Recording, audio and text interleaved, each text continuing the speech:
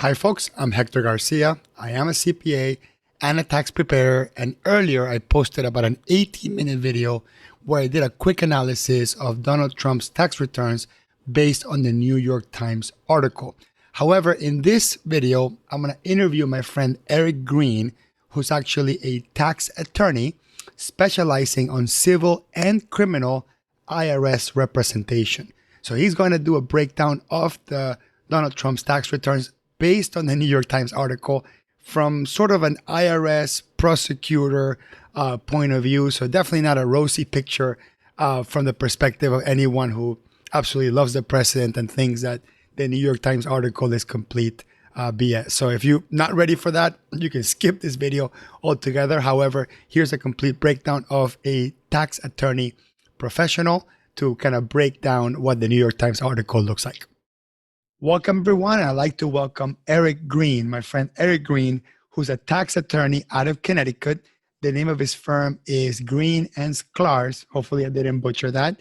And good. Eric is well known in the accounting community for developing or founding the Tax Representation Network, which is a network, pretty much education for accountants, tax people, even bookkeepers, even non-tax people that want to learn how does representation work when it comes to dealing with a taxpayer and the IRS, things like offering compromise. As a matter of fact, you see all these commercials on TV that if you owe $10,000 or more to the IRS, that's what those people do. The difference is what Eric is doing is educating and empowering the individual tax preparers that represent their clients to help them through tough IRS negotiations rather than having to succumb to this big factories of, well, I don't want to attack anyone, but a lot of these tax representation companies, they don't really do much, right? So what Eric has done with his years of experience is to help people like me at least understand the process. I personally don't do tax representation, but I belong to the Tax Rep Network just because of the education. So I'd like to thank Eric for doing that for our community. And also what we brought Eric for is to talk a little bit about Trump's tax returns. So Eric, before we get into the details, would you want to add anything to that introduction? No, actually, that pretty much covered it. And we're going to get very busy. I think tax professionals are going to see that there's going to be a huge number of people in trouble. Did you see, by the way, the Tax Practice Advisor did that survey over the summer? 1 in 3 taxpayers reported they're not going to be able to pay their 19 taxes because of coronavirus. So I think we're going to have a lot of people in a lot of trouble. For some context, we're talking about people that made some money in 2019, small business owners for the most part, probably, that didn't withhold enough, and we're counting on sort of churning the revenues from 2020. These people and a lot of small business owners are not organized enough to prepay taxes or save for taxes. And obviously these completely unexpected debacle with the pandemic had a huge cash flow crunch. And instead of saving money for tax or paying tax, they use the money to try to keep their business alive. You're referring to that group probably, right? Right. I think most self-employed Americans pay last year's taxes with this year's dollars. And, which is fine. You can stay on that treadmill until the treadmill stops. It's like musical chairs. All of a sudden the music stops. And when coronavirus hit, I think there are a lot of Americans who suddenly, now they're not making income. So not only can they not pay their current bills, they can't pay the 19. So they all go on extension. October 15th is going to come and go.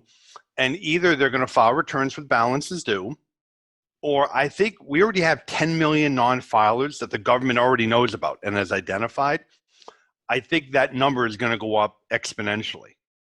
And in fact, what I'm hearing from the IRS executives, because in November, we do the New England IRS Rep Conference, which will be virtual, but we have the commissioner and the SBSC commissioner. So they're all talking about, they know this is coming. They know there's going to be a wave of people that they can't handle. And so I think it's going to get very ugly very quickly. And the other thing is what we're hearing from the government is they're under pressure to not bring enforcement action until after the election. Makes sense. Because the president doesn't want them going kicking business owners and people who might vote for him, while they're down right before they can vote for him. Right. And I would say, to be fair, that could be something that any politician would do. Oh yeah, no, I'm not. Right. I'm not singling out the president for that. Right. But yeah, no, it's. I think during an election year, no president wants the IRS unloading. Of course. So I would love to. So I would love to talk a little bit more about that. Like, what can accountants and tax preparers and tax representation consultants can work with IRS and small business owners? What kind of techniques are they going to do in the next upcoming years to soften up that the amount of penalties or the levies and all that stuff? So I would love to have a quick discussion with you on the back end of this conversation. Let's jump to Trump's taxes. Right. And I know you've done a couple of webinars about it, and I think, full disclosure, I have not seen Trump's taxes. You have not seen Donald Trump's taxes. We're working off the New York Times article or New York Times reporting. It's a series of it. And if you have not seen it, and I know you probably heard a lot about this, I'll put a link in the description. I think it's valuable for anyone in tax or non-tax, whether you love or hate the president, where you think is complete BS or truthful or even selective reporting. There's tons of tax education built into that article. I mean, there's so much tax education on it. So as a tax preparer, as a tax educator, I'm very excited that finally we have a celebrity, if you want to call it that, in the spotlight because of their taxes. And now we get almost 30 years worth of tax strategy dissected into a very short report, right? Because you could probably write a whole book around, how Trump has done taxes in the last 30 years. So let's break it down in a very high level, Eric, on the last 30 years or so, which is kind of what we have. And I think we should break it down into sort of three eras. So we got the 90s, in which one year he had a huge loss of almost $1 billion. Mm-hmm. That loss was a net operating loss. That particular year, he was able to carry it forward. And for about a decade, is that right? He didn't pay any taxes on profits, correct? So let's just we'll go through it in sort of sequential detail. So in the 90s, he does have this. I think what happened is all right, so let's back up. So he has all the casinos, right? Atlantic City. He ultimately has all of these losses that he's carrying that he can't use. He abandons the interest in his Las Vegas and his Atlantic City casinos, and that year then can take all of these losses that have built up to the tune of I think it's just under $1 billion is what the New York Times said, because they supposedly have his returns. And given the level of detail, I think they obviously must have the returns. Their handle on the numbers is very specific. So he takes this, he carries back and gets some refunds, which, by the way, is at the heart of his audit, but we'll get to that. Carries back some, gets $73 million a refund. Well, and that's fast forward to 2009, correct? So we're talking about the 90s first? Right.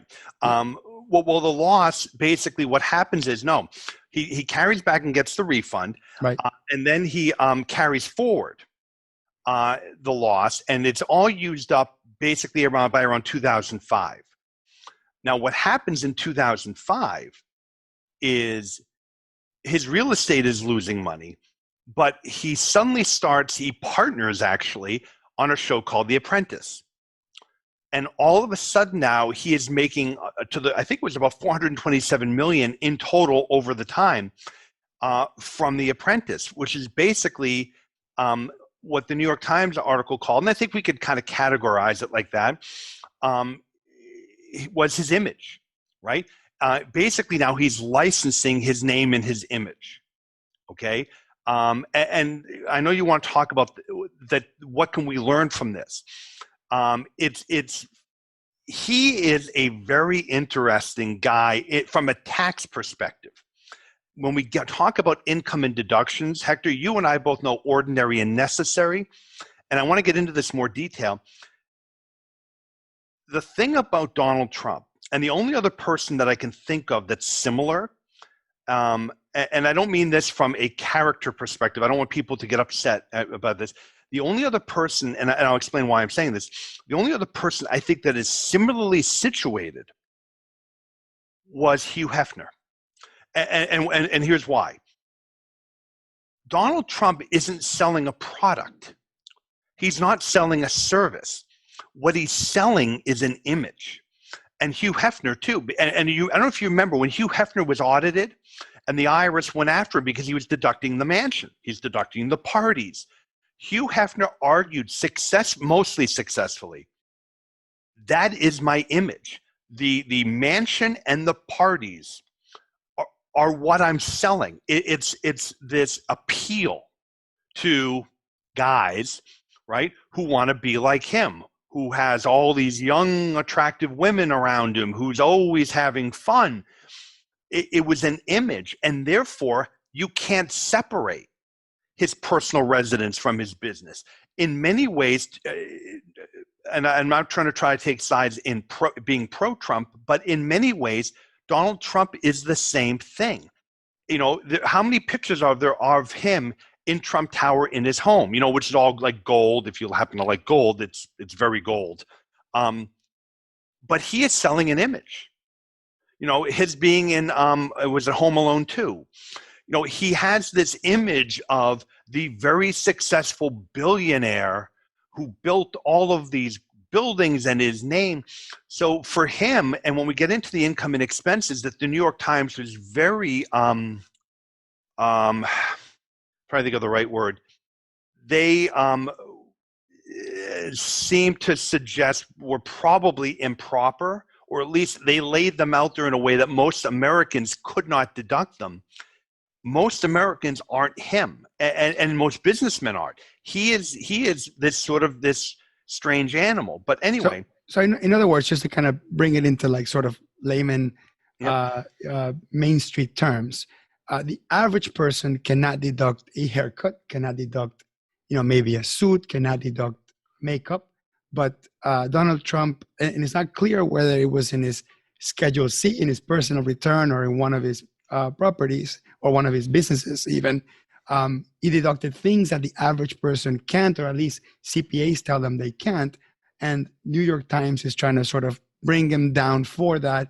But at the end, as a tax preparer, you and I, we know that we could defend any taxpayer for those what seem to be improper deductions, because those deductions are necessary towards maintaining that image. They're necessary for that. It's like if I had some sort of prop in the background that wasn't a business expense from a general sense, and I'm a YouTuber and I got videos, and that prop is part of the image, that cost of that prop would be technically deductible. I think that's what you're trying to say, right? Yeah, there are three types of, I don't want to say Americans, because we're not talking citizenship here. There are three types of taxpayers. There are taxpayers who are employees. They're W-2 employees. They have very little deductions. Then there are people who live a deductible life, me and you. All right, we're both business owners. So my business pays for my car, right? My leased vehicle is paid for by the business. Now, there's a percentage that is personal. I pick up as income. But trust me when I tell you, the advantage to being a business owner is there. Many of my meals are paid for because I'm meeting with Hector, right? When you and I met down at the conference. There are business trips. There are things where I can tie in personal, and some of it is necessary for business. Then there's this weird third category, which there are very few people in, which is, Hector and Eric, unless we're going on TV and it's a specific event, I can't deduct my haircuts. I can't deduct if I wore makeup, the makeup I would wear day to day. But where he happens to be this guy who his personal and business are so blurred together, I'm not sure that it's not valid. And we'll get to that because there's more than just that was raised by the article, and it does raise some interesting. And I think I know what's going on, but it does raise some interesting issues. But let's follow the timeline. So he's got the casinos, he's got these losses, they're suspended.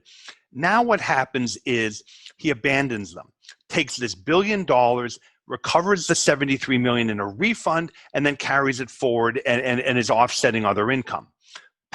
Sounds perfectly valid, except, Hector, what the article pointed out is, I believe it's in the SEC filings.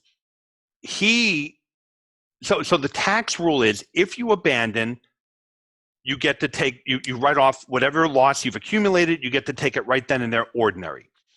So to be clear what abandonment is, right? He's invested millions of dollars in a property or in a business. Yep. Maybe it wasn't fully closed, maybe it was in a process of a bankruptcy, whatever it is, but he did this sort of technical abandonment where he was able to get out of the business completely, at least in paper, and immediately take the entire loss of that accumulated investment. And that might have been strategically for that year because doing it on that specific year gave him specific tax benefits, correct? Exactly. Now, the interesting thing about abandonment is you literally abandon. You walk away. You don't get anything, not a dollar. Because remember, if you get a dollar, you have a sale. Now it becomes a capital loss that you can offset against capital gains or use $3,000 per year going forward, which doesn't do much for someone like him, doesn't do much for most people. Well, here's the interesting thing. The New York Times noted, and they're pretty sure this is what the IRS has picked up on, he was given a 5% interest in the newly formed casino entity that came out on the other side. Well, if that happened, you cannot have abandoned.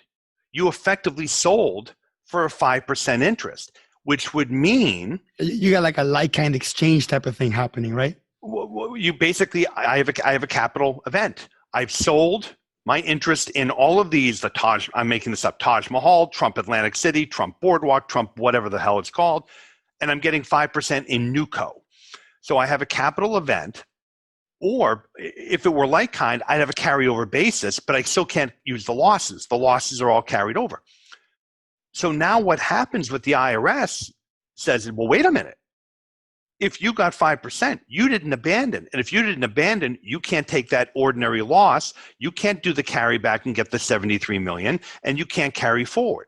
So right now, that $73 million refund with interest is roughly $100 million federal, but there's about another 20 to 30 million that would be owed to the states, New Jersey and New York, because of it, because they followed suit off of the federal. So that is one of the issues that they talked about. And again, we haven't heard from the IRS. We don't know specifically if that is the issue. But you know what the New York Times did, which I think, whatever you think of the New York Times, was I think very effective. They not only looked at, okay, here are the returns, they also looked at the third-party information. For instance, the disclosures he made as president, and by the way, that Ivanka and Jared have made, which comes into play later. So they have done, I think, a very good job being able to line things up and say, this is what we think, but it's also supported by these other things. The audit, which has been going on now for about 10 years, what happens if you've never dealt with this, when there's an audit adjustment of more than $2 million that's unagreed, it goes to the Joint Tax Committee of Congress that reviews. But to be clear, he filed for the refund, right? Because he paid like $100 million worth of taxes with this $400 million plus he got through The Apprentice, right? Right. So he paid $100 million worth of taxes. This is in the early 2000s. Yep. In 2009, I believe, when a law that actually happened under Obama, which had to do with the financial recovery, allowed you to go back 5 years, he was able to take this $1 billion loss, go back 5 years, and recover back taxes that he had already paid. And the government paid him regardless. He got the $72 million, according to the article, but then immediately an audit triggered. And what we can speculate is that the audit is based on the fact that they're trying to disallow this abandonment, correct? Correct. That the government is now pursuing it because But of the why issue. 10 years? I don't understand. That's the part that I don't get. I'm going to tell you what the New York Times said, and you and I otherwise, I think we're going to leave it there because we just don't know. But what the New York Times said, I want to, for those of you who love this man, this is their speculation. It's not mine. Privately, I think it's probably a pretty good guess. So the refund or the unagreed issue has to, because it's more than $2 million, has to be reviewed by the Joint Tax Committee of Congress, which for the last actually I think it's Senate. So for the last 6 years, has been controlled by the Republicans. It is still sitting in committee. And so what the New York Times, when they spoke to the tax people that they brought in to consult, no one has ever heard of that it sits for 6 years or I think more than 4, I don't know if it's 6, more than 4 years without any action. So the speculation is that his Republican friends are sitting on it, not taking any action. Because Hector, so what would normally happen for those people who've never been through this, and we don't go through it every day, but we do it enough.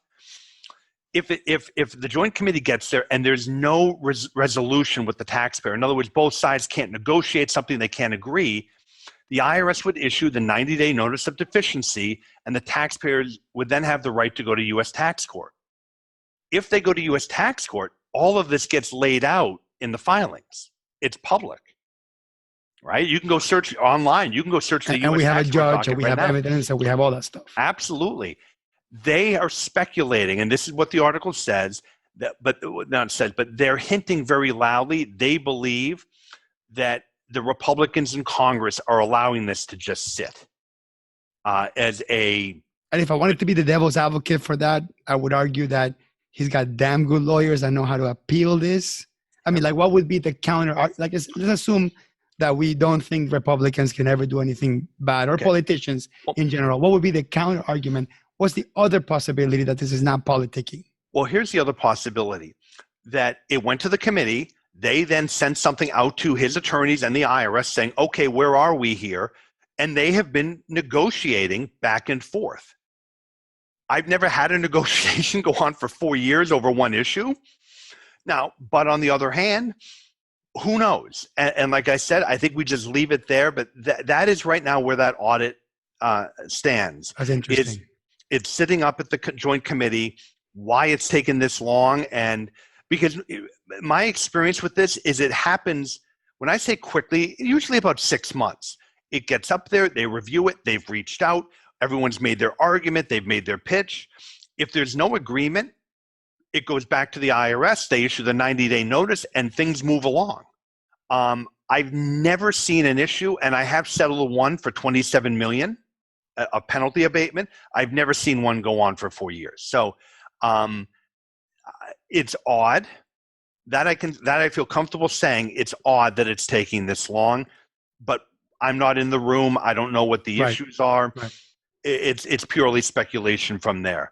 To follow the chronology a little bit more, let's kind of fast forward to like the big headline that we have now, which is the last 2 years they've only paid $750.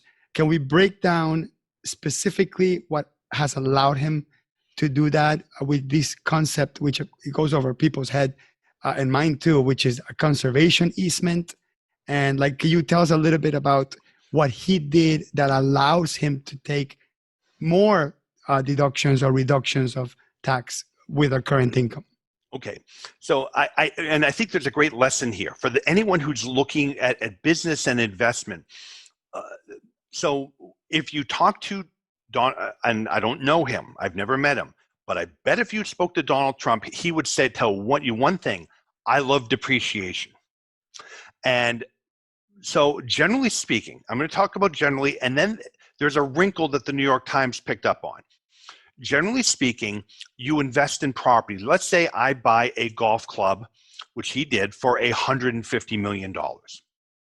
Now, normally, Hector, let's say you and I are down in South Beach, we find a building together, $1.5 million. You and I both know, look, some of this is land, some of this is building. let's assume 300,000 is land, 1.2 million is building. Right. 20% land, right? 20% land. Yeah, let's just say. Yep. So 1.2 is the building. As long as it's not residential, let's say it's commercial, it's depreciated over 40 years. So this is a deduction we get every single year. So I don't know what 1.2 million divided by 40 is. Is that 30,000? Yeah, let's assume it is. I'll pop up the That is an calculator here. expense we get every year. So even with rental income and everything else, we're getting this deduction. So you can, on paper, in real estate, be losing money for taxes, but yet be cash flow positive. So let's say this thing is throwing off $25,000 a year. Hector, you and I are thrilled with that, but we get $30,000 of depreciation deduction. We have $5,000 of loss year after year after year. Meanwhile, either way, even if that's true, and depreciation is a great tax thing to do, depreciation is never gonna. I mean, like, regardless of how much you invested, the depreciation will rarely get you to millions of dollars of net operating losses that you can offset in the future. So, exactly. Depreciation is like a small part of it. Well, and let's go there.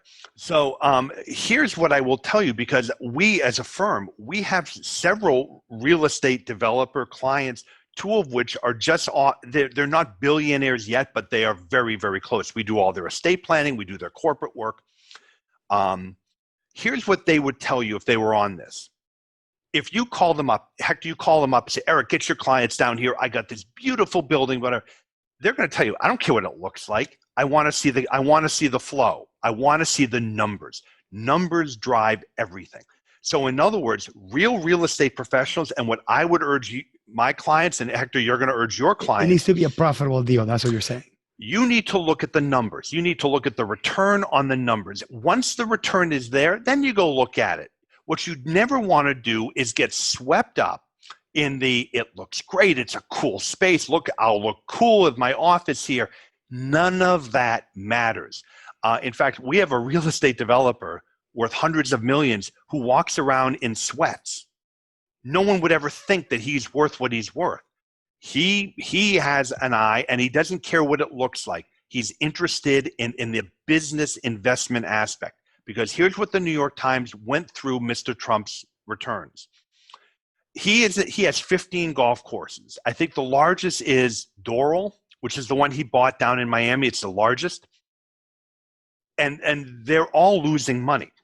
However, what the New York Times said is they have pulled out the depreciation. They pulled out all of the depreciation. So they're not factoring that in. He's still losing. He's still lost since 2010. I think it's $150 million. All of these are actually bleeding cash. And in fact, The Apprentice has been, all that money from The Apprentice has been going to underwrite these properties. Same with his hotels, the Trump International, they're all losing money. And what they said, what's the point of this? Well, first of all, why is he investing in things that are losing money? And I'm not talking about the last year and a half or coronavirus.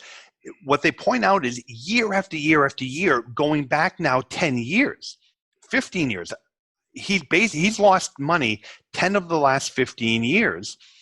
And some of the money that he's made. But not cash on paper, correct? Is that No. Be a fair to say? On paper, 10 of the last 15 years on his returns, he has losses. But what they're saying is one basic principle of being able to take losses. Yep. Cash losses. That means that your net operator negative is you would have to have an immense investment into the properties of your cash that you've put at some point, and or take a humongous debt to be able to fund it. So how could that be? I mean, just how has he done it? Answer. How can that be possible? How has he done it? Both. And in fact, we were going to get to the debt a little bit later, but let's deal with it now. One is he has that $427 million from The Apprentice. Where has that gone? It's gone into the properties.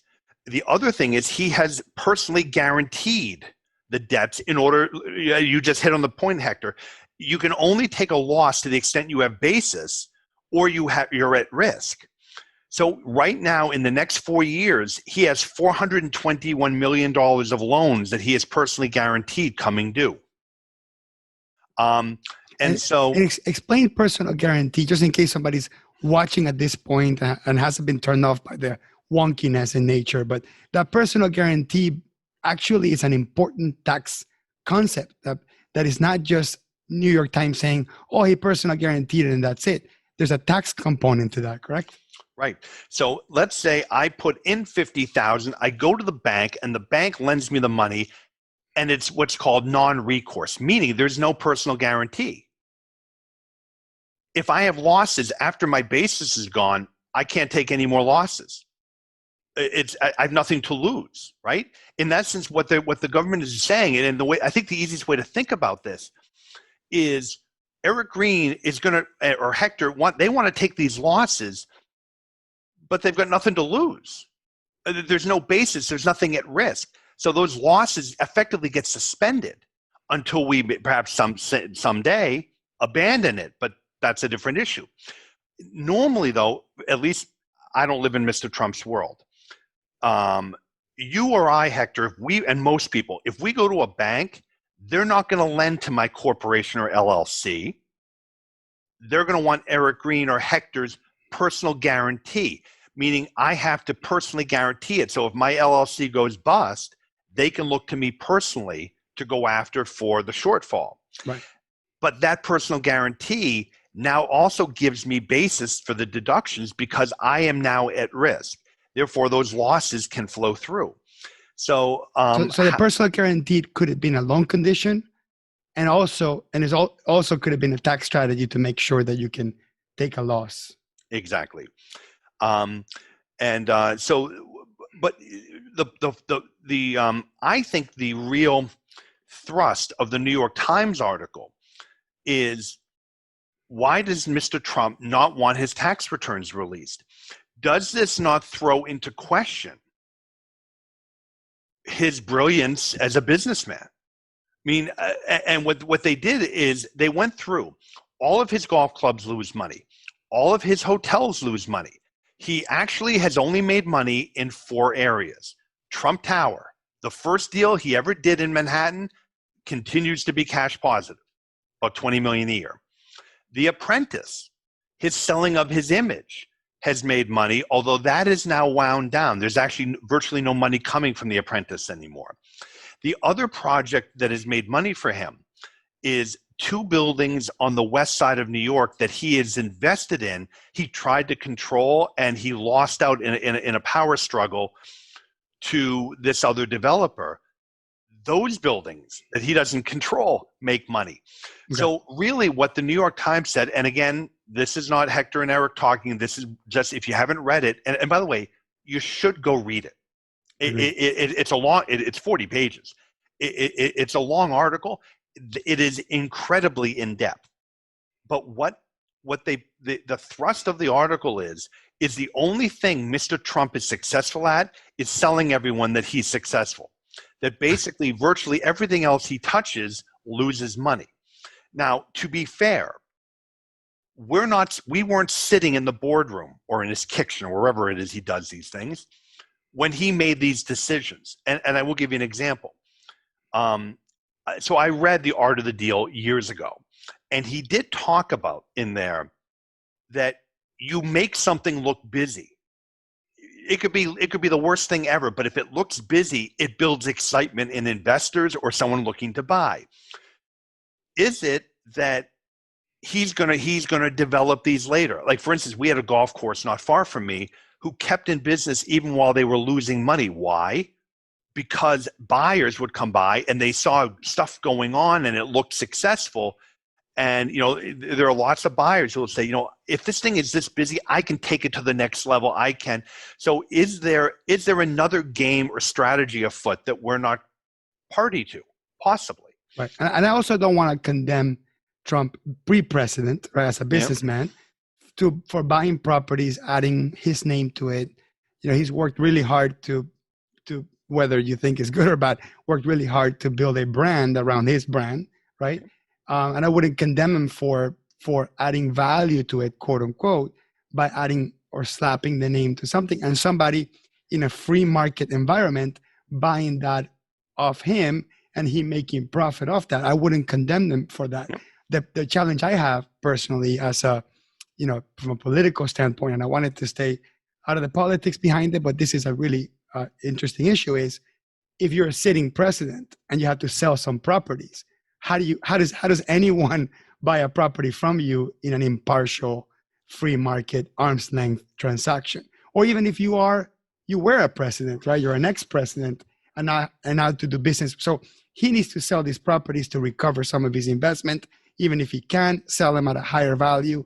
Aren't there some ethical issues from buying property from an ex-president or a president? Well, again, see, and you know what?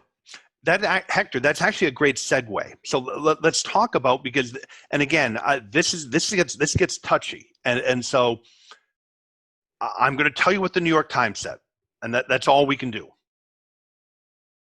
The moment he became a candidate for office, all of a sudden, all of his clubs began doing better. And I'm not, by the way, that wouldn't be unexpected, right? I mean, let's be honest. Hector, if I suddenly became president, watch how quickly Green and Sklar suddenly becomes more popular. Right. How more people want to use our firm because, one, everyone wants to be attached to a winner. Two, maybe my partners have cachet with me, right? Geez, he was on Hector's show. I want to support Hector because Hector has a in with the soon-to-be president. So what they noted was that the memberships went up at all of his clubs. That is not surprising, and I don't think there's anything to be read into that. Right. What's more interesting is how many sudden lobbyist groups and conservative groups began suddenly booking all of their events at his clubs. Right. Not only that, what is a little more disconcerting. And also probably not illegal, just borderline unethical, correct? Well, remember, in a perfect world, he would have actually separated himself. Now, he put it all in a revocable trust, but it's a revocable trust that he has access to. Right. In a perfect world, he would have literally shed himself of these so that there is no connection anymore. Right. In a perfect world. He, whether you agree with him or not, did not feel that was necessary. Right. But what that's the famous Emoluments Clause, right? Right. And what is interesting is, what to me is more disconcerting is what's happening in the foreign hotels. For instance, they point out the one in Turkey was doing great business. When we had our falling out with Turkey, they suddenly canceled all their events. Once he made up and allowed, he sold out. That's a bad term. He decided no longer to protect the Kurds and allow Turkey now to go into northern Syria. All of a sudden, all these Turkish groups rebooked their events at his hotel. So again, what is the New York Times insinuating? Is our foreign policy for sale? Right. I have no idea. My hope is that he is making decisions. Well, the reality is we never had a situation like this, right? Where we had a president with foreign interests and that sort of thing. I mean, that's right. The reality that we're dealing with things that we don't have a precedent for. We don't know what the correct treatment for this should be. It's all about ethics at this point, right? And yeah, I mean, what's happened in the past, let's take Dick Cheney, the vice president, who was on the board of Halliburton, a big defense contractor. He obviously steps off the board, right? He sells his stock, he does all of that. But Halliburton is still getting the lion's share of all the contracts in Iraq. Did they just win them on their own? Was there let's be honest. It's human nature. I'm friends with Chuck Reddick, who's the commissioner. I can call Chuck and he'll probably take my call. Now I can tell you, I know enough. I don't bring him issues in my cases. Now I might say, look, I've noticed this grand issue that I think the IRS should consider, but I don't want to talk about details. And the other thing I know is Chuck's not going to do it either. So I'm not going to embarrass myself trying to complain to him because he's not going to get involved and he shouldn't. Right. I don't know you and I don't know what's actually happening. Trump may really truly I hope he's making truly independent decisions, Sure. but there's certainly an insinuation if you read the article that there is, and listen, there's clearly the potential for a conflict of interest. Whether it has crossed the line, we don't know. We don't know. And the New York Times doesn't know either. What is more interesting which again, if the tax returns, which is the only thing that traditionally presidents or candidates have shown, were disclosed at that point and they were open to public scrutiny in 2015 and 2016, we would have known of this information and maybe made a different decision in the election based on that information, or maybe not, but at least our hair wouldn't be on fire today, because it feels scandalous because it's been hidden from the public. Right. Correct? Right. And you know, that I think is the other thing. And again, whether you like this man or not, the pattern of him not releasing the taxes, the pattern of these sorts of things, and the timing, it starts to look bad, whether it is or it isn't. You know, I'll tell you something. My wife told me once, we were talking, and we had a friend that traveled to another city on business, and she's married, and she went to dinner and hung around with her ex-boyfriend. And I remember, you know, I said, look, you know, they're married, whatever. She said, it doesn't matter. It's the perception. And I said, you know, she's right. You know, it's one thing if I go to Miami and I meet with a former colleague or friend or whatever for lunch in a public place. To go out at night for dinner and drinks by ourselves, maybe nothing's going on. It's the perception of it, the perception of impropriety. And I think that's what you have here. The New York Times hinting at this, whether it is or not, we don't know, but it would have been much better if he really truly had been able to separate himself. But he is. He's unlike anyone else we've ever had as president. So, and because his business, you know, for better or worse, he is his business. For lack of a better term, I'm kind of my business. Law firms tend to be basically personal goodwill. People call Eric Green for Eric Green, not Eric Green's the reputation, team. right? The reputation. Right. And so no one runs around buying law practices. Okay, the ones that have sold generally happen to be practices where they do a lot of trust work and they're the trustees. So there's a cash flow aspect to the business. Sure. Accounting firms, if you can transition them properly, do tend to be more fungible. Bookkeeping practices tend to be more fungible. Law doesn't. It tends to be really personal goodwill. So I really have a job, not so much a business, if you really get down to it. Right.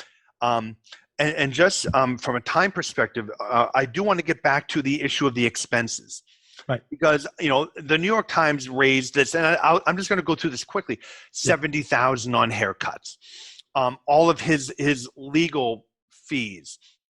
Okay, so we established already the haircuts, and we established that we probably would defend our taxpayer. I mean, if we were representing the taxpayer in this, because Donald Trump is Donald Trump and he's a public persona. But let's talk about the legal But I'm not even sure the 70,000 is that crazy. So think about it. He's on TV. It's in Manhattan. It goes on for, I think, 8 years.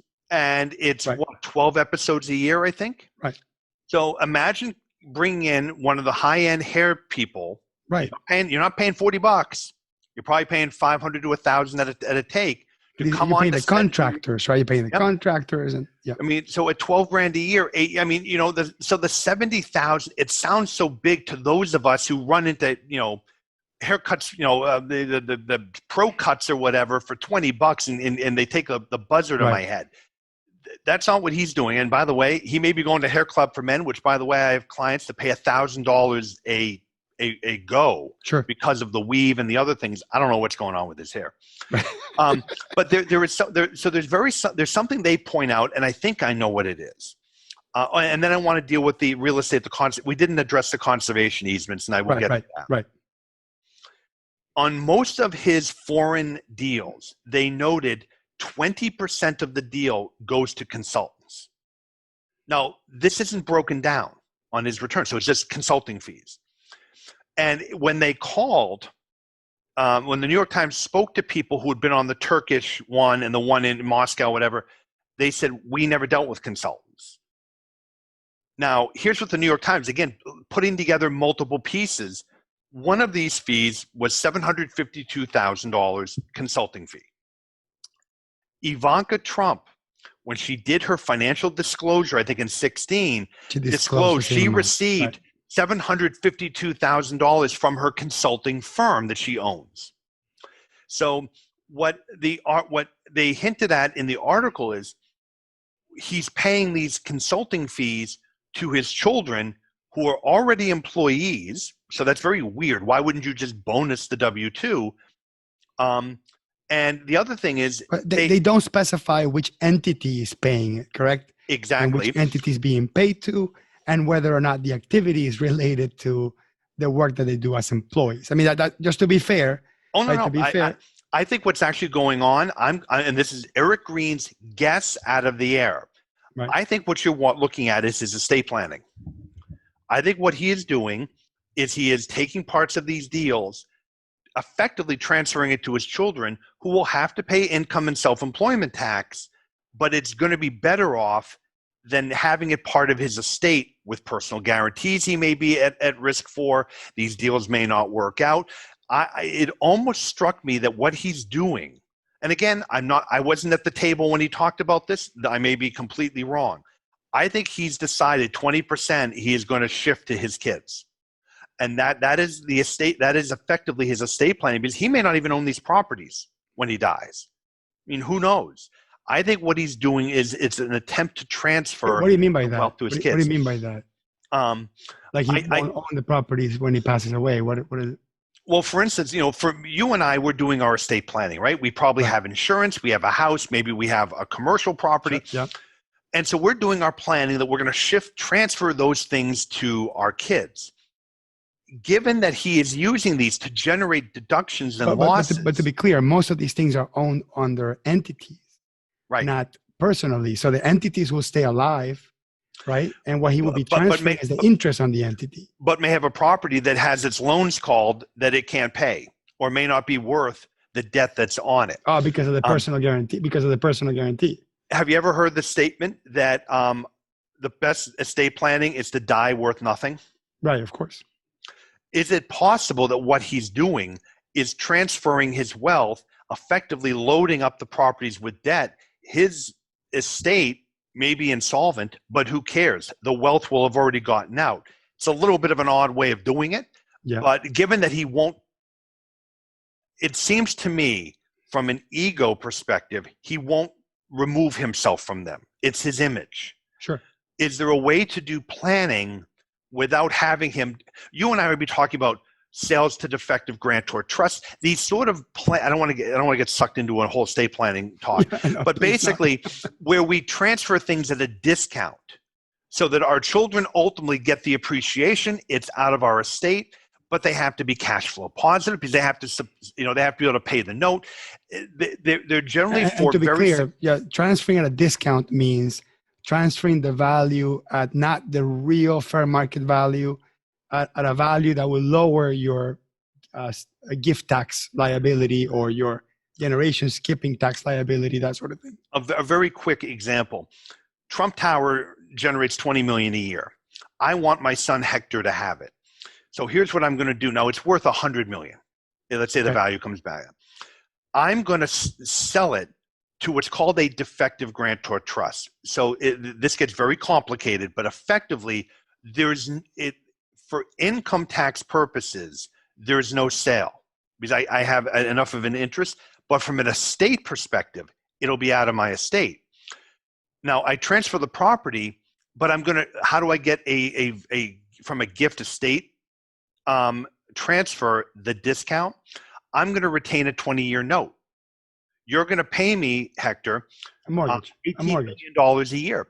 But a mortgage against the trust, correct? I would say. It's a private note. Right. And so what happens now is, okay, we've transferred $100 million to Hector, but because of the note, it's not worth $100 million. Hector, any buyer buying that today would only pay $20 million because they've got this note to pay over the next 10 years. Right. And so that's why so the note gets out. I'm still taking the income from the building, which I would have done anyway. Now the note's done. I made a $20 million gift, and my son Hector in 10 years has a building worth $110 million. So technically, the way he's making money from the building is with the interest, I assume, in this case. Yeah, right? well, I mean, I would be taking the income, but because I've gifted it to you, but I've retained, I've taken a note that you have to pay. What happens is now there's a reduction in the value because of the note on it. I don't want to get too sucked. Yeah, that'll be we can run illustrative examples of it. We don't need to get into Sorry, it. I was learning something new and I got excited about it. But well, the truth is, we should do a whole show just on estate planning for real estate professionals. I agree. But so anyways, so let's talk about the New York estate, and then we'll probably before we do that, I think we probably should establish the issue at hand, at least presented by the New York Times, is that Donald Trump himself or his companies paid a consulting fee, but possibly to Ivanka, maybe tied to a deal or maybe not. Ivanka maybe did the work worth that much, right? And she got her fair share of the percentage of the deal. She brokered it or whatever it happens to be.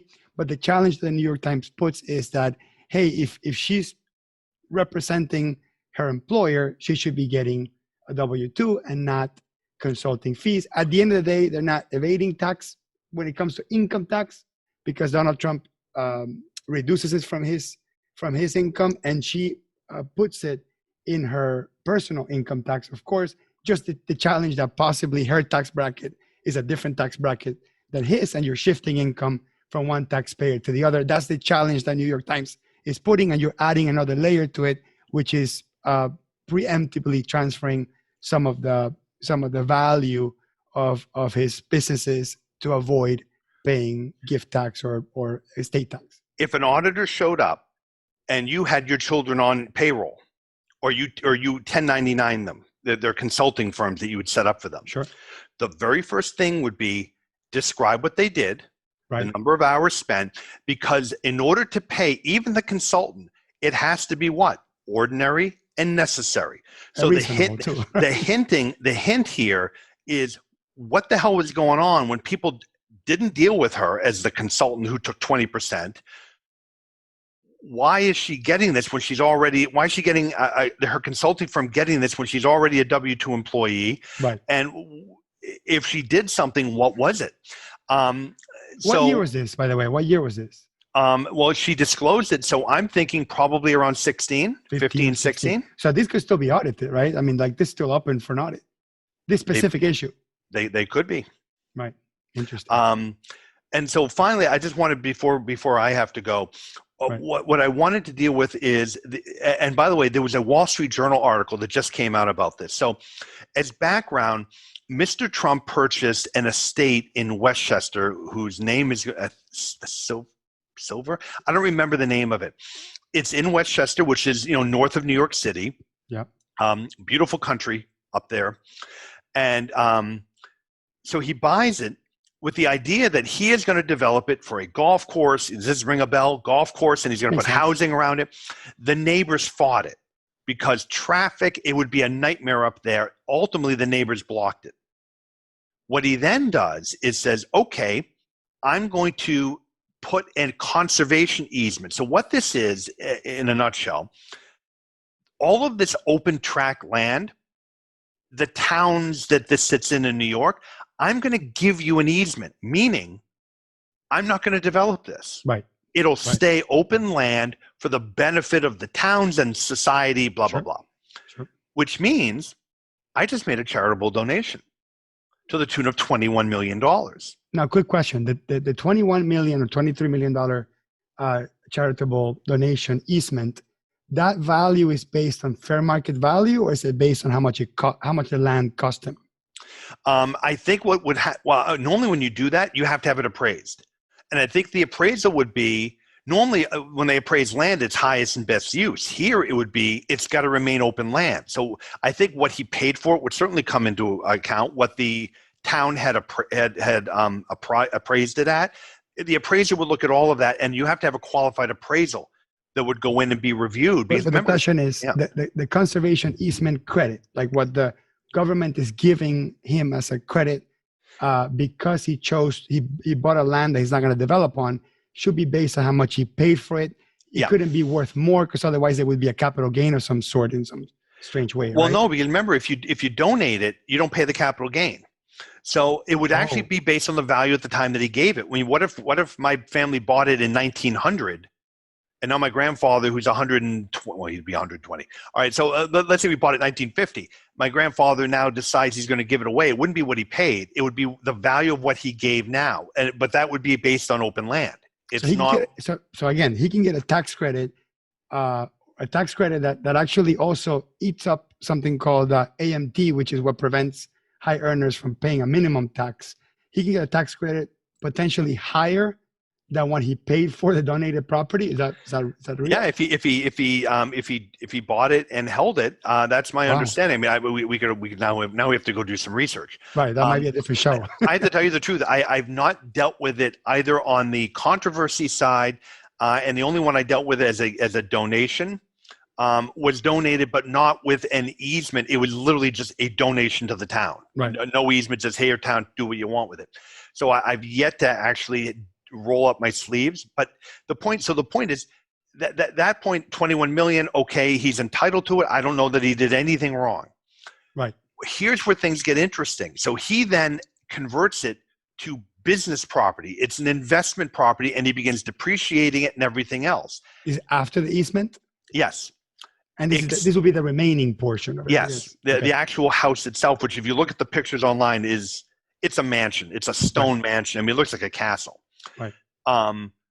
Except that all of the public statements from his children are that it's their personal escape. This is for their personal use. So what the New York Times said is, well, wait a minute.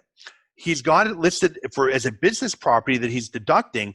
We don't know of any business he's conducting there. We don't see him advertising. There are no private groups that are allowed to use it.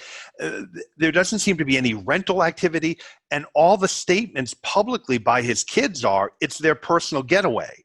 Well, I can't buy a cottage on Cape Cod if I'm not renting it or doing anything else, and now start deducting it as a business.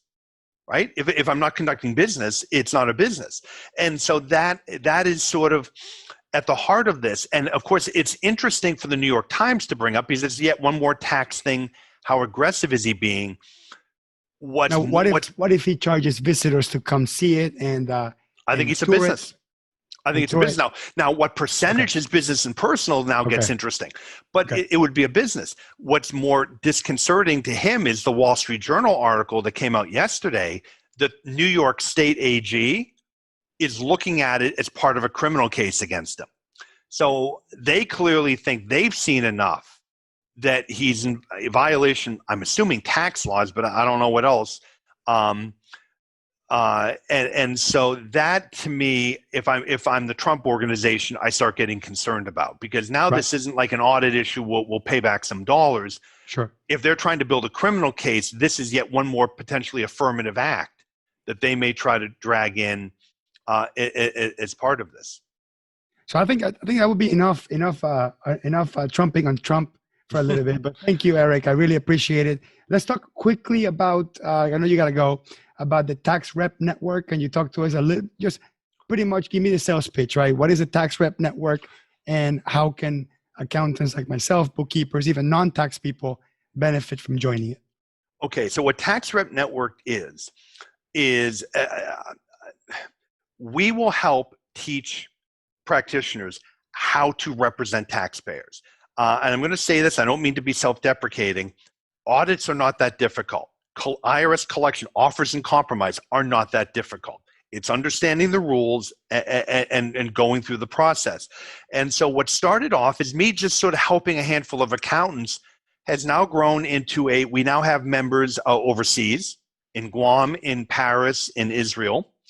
So what we do is we do training. We help them with marketing. They get access to our marketing, and we consult on cases with them. So they can, what I tell them is, you go get the case. Once you get the case, no problem. And so, in fact, right before we got on, I was responding to one of my members on how she should respond to the IRS as far as the offer and compromise. So it's really, the network is designed to help our members build their own representation practices, which, as you know, it's a premium service, and you should be getting premium fees. So we're not doing $135 an hour bookkeeping here. We're doing $500 an hour offers and compromise. Awesome. So that would be taxrepllc.com. Check it out. You can become a member for as low as about $100 a month. I think that's how much. Yeah, I'm paying, right? we have a silver membership for those who just want the training. But go check out. There's a lot of free stuff. The podcast is free. There's a lot of free stuff and just the on the podcast. webpage. So you talk about the podcast real quick.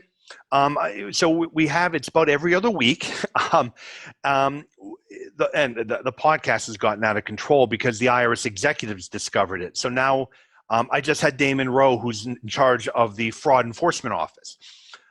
So we bring on IRS folks. I bring on anyone from the accounting world that I think is interesting. Smart Vault has been on. Bench Accounting has been on. I think I've had lots of people. And what we do is we talk about anything interesting going on, mostly representation, but not always. It could be software. It could be the tax law changes.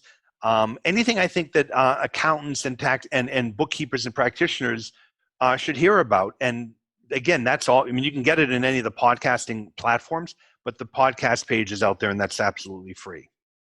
And lastly, you build a conference. Tell us about the conference. So on November 19th and 20th will be the New England IRS Representation Conference, the 7th year. We have usually between 1,500 and 2,000 attendees. It's 2 full days, 16 credits, 15 tax, 1 ethics. And again, we get most of the IRS executives to come out, but also some very interesting practitioners. So we're going to be talking about the CARES Act. We're going to be talking about IRS enforcement, what prevents a payroll tax case from going criminal, or what causes it to go criminal. I've got the head of criminal coming. So there's going to be a lot of interesting stuff there. And like I said, it's 2 full days, more IRS stuff than you could ever hope for. Awesome. And that's irsrepconference.com. Once again, Eric, thank you very much for coming on. Certainly color commentary around Trump's tax returns. Hopefully we can do a follow-up once we get more information in the future. And I'll put all the links to everything we talked about, the Wall Street Journal article, the New York Times article, Eric Green's website, the Tax Rep Network, the podcast, the IRS conference. Eric, once again, thank you very much. And I hope you enjoyed it. Thank you very much.